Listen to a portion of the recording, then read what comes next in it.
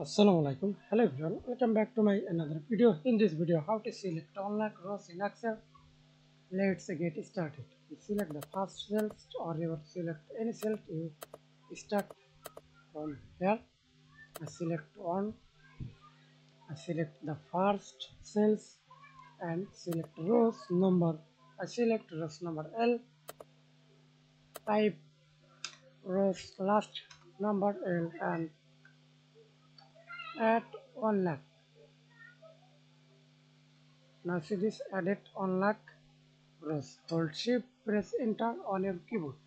Now see this automatically selected on lakh rows. You copy this rows or sheet, Ctrl C for copy, Ctrl B for paste or delete. Press delete on your keyboard.